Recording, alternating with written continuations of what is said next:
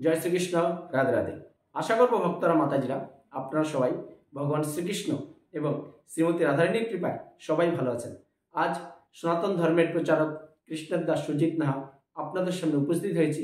যে ভক্তরা মাতাজিরা, আজকে আমরা সনাতন ধর্মের মানুষ, সত্য ত্রেতা যাপর কলি, এই যে আদি একমাত্র পৃথিবীতে সনাতন ধর্ম হিন্দু ধর্মের নাম, কারণ যার আদি নেই অন্ত নেই। কবে সৃষ্টি হয়েছে একমাত্র ভগবান শ্রীকৃষ্ণ বলতে পারেন এবং কবে ধ্বংস হবে একমাত্র ভগবানই বলতে পারেন। অন্যান্য ধর্মের আপনি সন ডেট পাবেন, কিন্তু হিন্দু ধর্ম, সনাতন ধর্ম, এটা পৃথিবীর শুরু থেকে আছে, শেষ পর্যন্ত থাকবে। তাই এই যে সনাতন ধর্মের মানুষ হয়ে আমরা যে একটা দ্বন্দ্বে পড়ে আছি, আমাদের কোনো সমাজে পরিচিত নেই। কারণ যে তুলসীর মালা আমরা গলায় ধারণ করতে ভয় পাই। বিভিন্ন প্রশ্ন আছে মানুষের মধ্যে। অনেকে আছে আমিষ আহার গ্রহণ করে তুলসীর মালা গলায় ধারণ করলে নাকি পাপ হবে বলে। অনেকে আছে যে তুলসীর মালা কত বেশ পরবো প্রভু। বিভিন্ন ধরনের আজকে আমরা যে মানসিক প্রশ্নের মধ্যে পড়ে আছি। তাই তুলসী মালা পরার মাহাত্ম্য কি আজকে এই ভিডিওর মাধ্যমে আপনি জানতে পারবেন। এবং আপনি কেন সনাতন ধর্মী মানুষ হয়ে যে তুলসীর মালা গলায় ধারণ করছেন না, যে কি পাপ করছেন, কি অপরাধ করছেন, এটা আপনি আজকে জানতে পারবেন।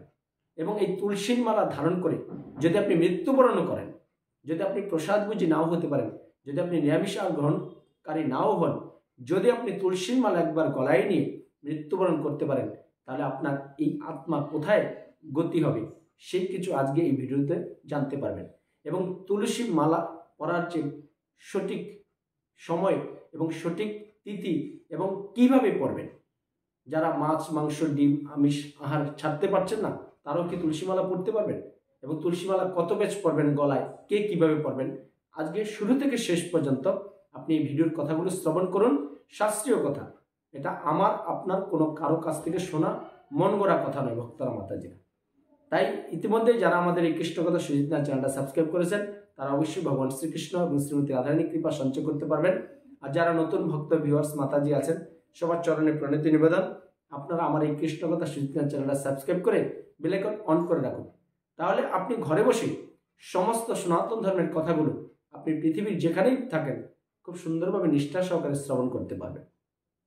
তো এখন আসি মূল পর্বে। যে টপিকস নিয়ে আজকে আমি আপনাদের সামনে উপস্থিত হয়েছি, বিশ্ববাসী সনাতন ধর্মী মানুষের সামনে, যে তুলসীর মালার মাহাত্ম্য কি বা তুলসী মালা কি। আমরা যদি তুলসী মালার প্রণাম মন্ত্রে যাই, তাহলে আমরা কি জানতে পারি? যে ওং বিন্দাই তুলসী দেব্যাই প্রিয়াই কেশবায় সচ কৃষ্ণ ভক্তি পদে দেবী সত্যবত্তাই নমো নমঃ। এই তুলসীর মালা যদি আপনি গলায় পরেন, তাহলে কি হবে? প্রথম কাজ, যে কৃষ্ণ ভক্তি আপনাকে প্রদান করবে এই তুলসী ভক্তরা মাতাজিরা। যার কারণে দেখবেন হিন্দু সনাতন ধর্মী মানুষরা বাড়িতে আর কিছু থাকুক বা না থাকুক, অন্তত একটা তুলসী গাছ থাকে। এবং প্রতিদিন আপনি নিয়ম করে প্রত্যেকটা সনাতন ধর্মী মানুষকে 8 থেকে 80 সবার সেবা করা উচিত এই তুলসী। কেন? যে তুলসীকে আপনি যদি এই প্রণাম মন্ত্রের মাধ্যমে শুদ্ধ বস্ত্র, পরিষ্কার বস্ত্র পরে আপনি তুলসীকে প্রতিদিন জল দেন, দেখবেন কৃষ্ণ ভক্তি আপনার হৃদয়ে এমনি উদিত হবে ভক্তরা মাতাজিরা। তারপরে আমরা তুলসী মালা পড়তে ভয় পাই কেন? আজকে সবার মনে কিন্তু একটা প্রশ্ন, যে তুলসী মালা পড়লেই নাকি আমাকে সনাতনী বলবে, একটা ভয়। না, আজকে দেখেন পৃথিবীর শুরু থেকে শেষ পর্যন্ত সত্য ত্রেতা দাপর, এই যে 3টে যুগে আমরা পৃথিবীতে অন্য কোনো ধর্মের কোনো বিন্দুমাত্র ইতিহাস দেখতে পাই না। সারা পৃথিবীর শাসন করতেন কারা? যুধিষ্ঠির মহারাজটা, অর্জুন এবং তার নাতি পরীক্ষিত মহারাজ, যিনি সারা পৃথিবী শাসন করতেন, যেটা কলির শুরুর প্রভাব থেকে। কিন্তু এই সনাতন ধর্মী মানুষ হয়ে আমরা কৃষ্ণ ভক্ত হয়ে আজকে আমরা তুলসী মালা গলায় নেই। যার কারণে আমাকে বুঝতে পারে না কেউ যে আমি কি সনাতনী না অন্য ধর্মাবলী। তাই আপনি তুলসী মালা পরবেন, অবশ্যই পরবেন। কারণ কি, আপনারা যদি একটা সুন্দর বাস্তব গল্প আপনারা শ্রবণ করেন, তাহলে বাঁচতে পারবেন যে তুলসী মালা গলায় ধারণ করার কি মাহাত্ম্য ভক্তরা মাতাজিরা। তুলসী মালা ধারণ করা মানে কি, আপনি ভগবান শ্রীকৃষ্ণের চরণে সবসময় এই তুলসী পত্র বিদ্যমান থাকে এবং এই তুলসী পাতা ছাড়া ভগবান শ্রীকৃষ্ণের ভোগ নিবেদন হয় না। তাই আপনি যদি এই গলায় তুলসী মালা রেখে প্রতিদিন স্নান করেন, তাহলে সেটা গঙ্গা জলের সমতুল্য হবে। শাস্ত্রে সুন্দর করে উল্লেখ আছে। কারণ ভগবান শ্রীকৃষ্ণের চরণ থেকে সৃষ্টি হয়েছে গঙ্গা, আর সেই ভগবান শ্রীকৃষ্ণের চরণেই বিদ্যমান থাকে সবসময় তুলসী পত্র। সেই তুলসী কাষ্ঠ যদি গলায় রেখে আপনি প্রতিদিন স্নান করেন, তাহলে কি দাঁড়ালো? যেহেতু ভগবান শ্রীকৃষ্ণের চরণে তুলসীপত্র বিদ্যমান, আর ভগবান শ্রীকৃষ্ণের চরণ থেকে সৃষ্টি হয়েছে গঙ্গা, তাইলে এই জলটা যখন আপনার শরীরে পড়বে, তাহলে গঙ্গা জলের সমতুল্য হবে। হরি বল, হরি বল। এটা বানানো গল্প নয়, একটা শাস্ত্রের কথা ভক্তরা মাতাজিরা। এবং এই তুলসী মালা পরার আরেকটা মাহাত্ম্য, যে একদিন একটা লোক সারাক্ষণ শুধু অপরাধ হরণ করত, চুরি, ডাকাতি, ছিনতাই, সব অসামাজিক কার্যকলাপ তার চরিত্রের মধ্যে ছিল। তাই একদিন এক সাধু বাবা বৃষ্টির সময় বিপদে পড়ে সেই চোরের বাড়িতে বাইরে দাঁড়িয়েছিল। সেই চোর দেখে তার মনে দয়া হয়েছে, সেই সাধু বাবাকে আশ্রয় দিয়েছে। তো সাধু বাবাকে আশ্রয় দিয়ে সে আদর আপ্যায়ন করেছে এবং বলেছে যে তুমি কি করো? তখন সে সত্যি কথা বলেছে যে আমি চুরি করি, অপরাধ হরণ করি, কি করবো, আমি কোনো কাজকর্ম পাই না, তাই করি। তো বলছে করো, কিন্তু তোমার গলায় তুলসী মালা নেই কেন? তুমি একজন সনাতনী মানুষ, হিন্দু তো? বলছে হ্যাঁ। বলছে তুমি অন্তত 2 পেচ গলায় তুলসীর মালা পরো। যদি তুলসীর মালা পরো, তাহলে দেখবে তুমি মৃত্যুবরণ করলো, তোমার এই শরীর আত্মা সবসময় শুদ্ধ থাকবে। তাই সে চোর হলো, সাধু বাবার কথাটা মনে রেখেছে। তাই কি হলো, কয়েক বছর পর সে মৃত্যুবরণ করলো। মৃত্যুর পর কি হয়, আমাদের এই আত্মাকে নেওয়ার জন্য আপনার জমালয় থেকে দূতরা আছে এবং বিষ্ণুর দূতরাও আসে, যে যেরকম কর্ম করবে তাকে সেখানে নিয়ে যায়। তাই ওই লোকটা তুলসীর মালা গলায় নিয়ে মৃত্যুবরণ করেছে। তার কারণে কি, সে বিষ্ণুর লোক। আমরা সবাইকেই বলি যে আপনি কি খাচ্ছেন, কি পড়ছেন, কি করছেন, সেটা বড় প্রশ্ন নয়। প্রত্যেকটা সনাতন ধর্মী মানুষের প্রথম পরিচয় হলো এই তুলসীর মালা এবং তিলক। সেটাতে আমি বোঝা যাবে আমি সনাতনী এবং হিন্দু, ভগবান শ্রীকৃষ্ণের একজন সৈনিক। তাই মৃত্যুর পর কি করেছে, সে যেহেতু চুরি ডাকাতি করতো, অপরাধ হরণ করতো, তাই চিত্রগুপ্ত তার সমস্ত পাপের লিস্ট এত বড় করে রেখেছে। তাই তার মৃত্যুর পর জমালয় থেকে যমরাজ তার দূতদের পাঠিয়ে দিয়েছে তাকে যমরাজে নেওয়ার জন্য। কিন্তু অন্যদিকে কি হয়েছে, যেহেতু তার গলায় তুলসীর মালা ছিল, চোরের সারা জীবন চুরি করেছে কিন্তু গলায় তুলসীর মালা রেখেছে, লাস্টে মৃত্যুর সময় তুলসীর মালা নিয়ে সে মৃত্যুবরণ করেছে। সে বিষ্ণুর লোক হয়ে গেছে।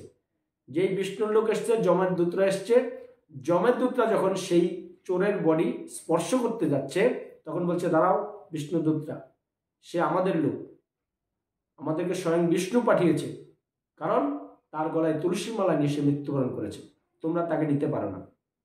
তখন জমালের দূতরা বলছে না, সে সারা জীবন মানুষের অন্যায় এবং মানুষের ধন হরণ করেছে, চুরি করেছে, মানুষকে ডাকাতি করে মেরেছে, সে কখনোই বিষ্ণুর লোক হতে পারে না। বলছে না, স্বয়ং বিষ্ণু আমাদেরকে পাঠিয়েছে, সে তার গলায় তুলসী মালা আছে, আমরা প্রথম আমাদের বিষ্ণুর কাছে নিয়ে যাব, তারপরে তিনি যা বিচার করবেন তাই হবে। দেখেন, এই গলায় তুলসী মালা নিয়ে সারা জীবন চুরি করেও সে কিন্তু জমালের প্রথম গেল না, সে কোথায় গেল? বিষ্ণুর লোকে। হরি বল, হরি বল। তাই ভক্তরা মাতাজিরা, গলায় তুলসী মালা পরার আরো অনেক শাস্ত্রে মাহাত্ম্য আছে। এবার প্রশ্ন আসতে পারে, অনেকে প্রশ্ন করে যে আমরা তো মাছ মাংস আহার করি, তুলসী মালা পড়তে পারবো? অবশ্যই পড়তে পারবে। যেমন যারা নিরামিষ আহার গ্রহণ করে বা কৃষ্ণপ্রসাদ গ্রহণ করে, তারা 3-4 পেজ পড়তে পারে। তাই আপনি কত পেজ পড়বেন? 2 পেজ। কেন পড়বেন? যেহেতু আপনি এখনো কৃষ্ণপ্রসাদ বা আমিষ আহার গ্রহণ করতে পারেননি। কারণ ব্রহ্মা, বিষ্ণু, শিব, এই যে 3 লোকের একটা হিসেব থাকে শাস্ত্রে। তাই ভক্তরা মাতাজিরা, আপনি যখন এই আমিষ আহার ছাড়তে পারছেন না, গলায় তুলসীর মালা অবশ্যই ধারণ করবেন। কিভাবে করবেন? ভগবান শ্রীকৃষ্ণ শ্রীমতী রাধারানীর বিগ্রহের সামনে দাঁড়িয়ে খুব কাতরভাবে প্রার্থনা করবেন, আত্মসমর্পণ করবেন যে ভগবান, আমি তোমার দীন অধম সন্তান, আমাকে তুমি ক্ষমা করো, আমার মনে বাসনা আছে, আমি কৃষ্ণপ্রসাদ এবং নিরামিষ আহার গ্রহণ করব, কিন্তু সময় সাপেক্ষে বা পারিপার্শ্বিক কারণে এখন আমি এসব ছাড়তে পারছি না, তবে মনে বাসনা হয়েছে আমি তুলসী মালা পরব।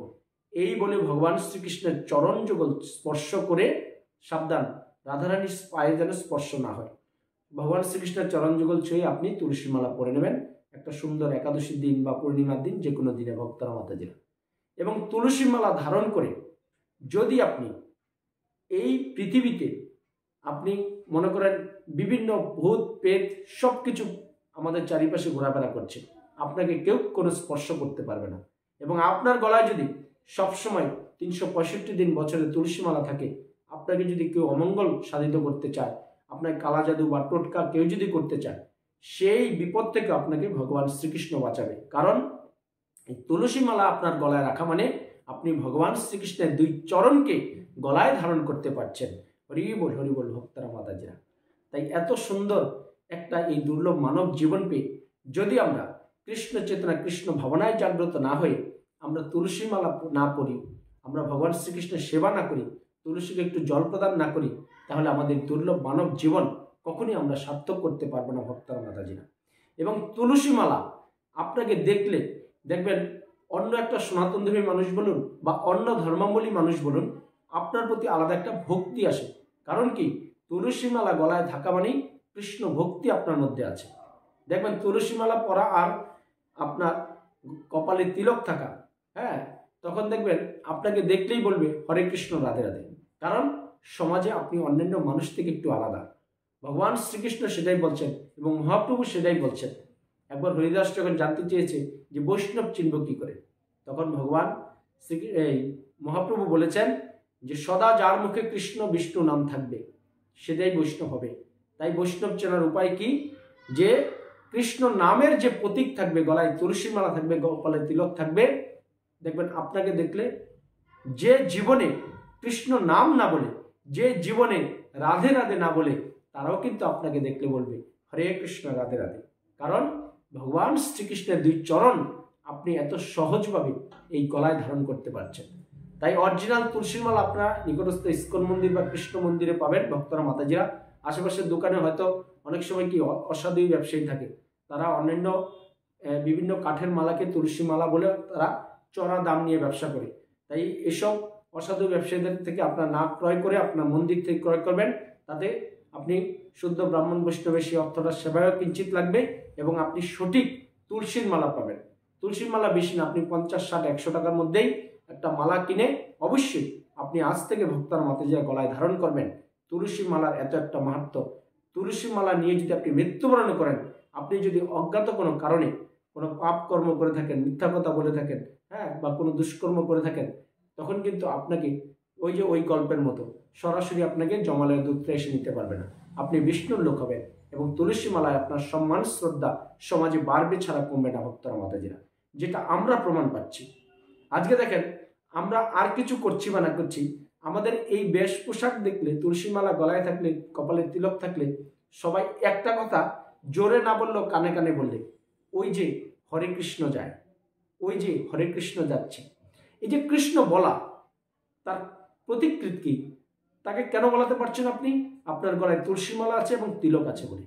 তাই ভক্তরা মাতাজিরা, আপনার এই হৃদয়ে কৃষ্ণ চেতনা কৃষ্ণ ভাবনায় জাগ্রত হয়ে অবশ্যই সমস্ত সনাতনধর্মী মানুষের একদম বোঝার পর থেকে আমৃত্যু পর্যন্ত আপনার তুলসী মালা গলায় ধারণ করবেন। জগৎ সংসারে আপনারা ভালো থাকতে পারবেন এবং পরিশেষে আপনারা সবাই ভালো থাকবেন, সুস্থ থাকবেন। সবসময় আপনি পড়ছেন তুলসীর মালা এবং আপনার পরিবারের সবাইকে এবং আপনার বন্ধু বান্ধব আত্মীয় স্বজন সবাইকে তুলসীর মালা পরাবেন। আজকে দেখবেন যে আমাদের যে ইসলাম মুসলিম ধর্ম আছে, তারা দেখবেন টুপি মাথায় থাকে, দাড়ি থাকে, সাদা পোশাক পরে তারা নামাজ যায়। তার দাড়ি এবং টুপি থাকে বলে আমি তাকে মুসলমান ভাই আমি বলতে পারি। তাই আমি সনাতনধর্মী মানুষে যদি গলায় তুলসীর মালা না পড়ি, তিলক না পড়ি, তাহলে আমি কিসের সনাতনধর্মী মানুষ হলাম? আমার তো কোনো পরিচয় নেই সমাজে। তাই সনাতনধর্মী মানুষ হিন্দুর প্রথম পরিচয় হলো এই তুলসী মালা গলায় ধারণ করা, তিলক করা। আপনারা এই দুটো কাজ করুন, সমাজে ভালো থাকুন, সুস্থ থাকুন। পরিশেষে আমার সাথে বলুন জয় শ্রীকৃষ্ণ রাধে রাধে, জয় শ্রীকৃষ্ণ রাধে রাধে। কৃষ্ণ কথা সুজিত নাথ চ্যানেল সাবস্ক্রাইব করুন, আমার সাথে শ্রীকৃষ্ণ ও রাধারানীর কৃপা লাভ করুন। এই অমূল্য মানব জীবনে কৃষ্ণ চেতনা কৃষ্ণ ভাবনায় জাগ্রত করে ভগবান শ্রীকৃষ্ণ ও শ্রীমতী রাধারানীর সেবার মাধ্যমে যাতে মৃত্যুর পরে অপাকৃত জগতিকে আপনারা ভগবান শ্রীকৃষ্ণ এবং শ্রীমতী রাধারানীর কৃপা লাভ করতে পারেন, সেই রাস্তাটা আস্তে আস্তে প্রশস্ত করুন এবং পরিশেষে বলুন জয় শ্রীকৃষ্ণ রাধে রাধে।